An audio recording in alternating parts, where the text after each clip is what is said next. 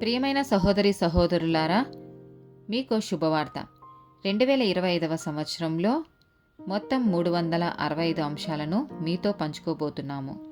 జనవరి 1వ తేదీ నుండి ప్రతిరోజు ఒక అంశము మరియు దానికి సంబంధించిన వాక్యమును పంచుకుంటాము.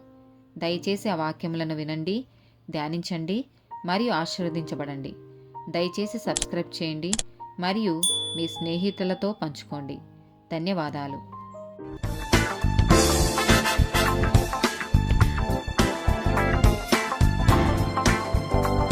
23rd డే టాపిక్ జ్యోతిష్యం, ఆస్ట్రాలజీ. ద్వితీయోపదేశకాండము 18వ అధ్యాయము 9వ వచనం.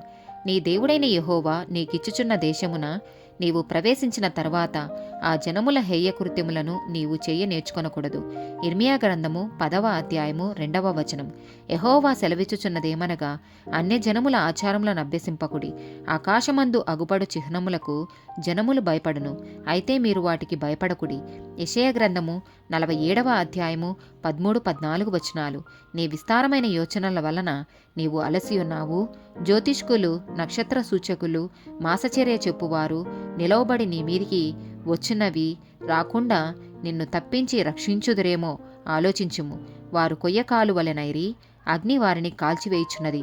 జ్వాల యొక్క బలము నుండి తమ్ము తాము తప్పించుకొనలేక యున్నారు. అది కాచుకొనుటకు నిప్పు కాదు, ఎదుట కూర్చుండి కాచుకొనదగినది కాదు. దానియేలు గ్రంథము 1వ అధ్యాయము 18-20 వచనాలు. నెబుకద్నెజరు తన సముఖమునకు వారిని తేవలెనని ఆజ్ఞ ఇచ్చి నియమించిన దినములు కాగానే నపుంసకుల అధిపతి రాజు సముఖమున వారిని నిలవబెట్టెను.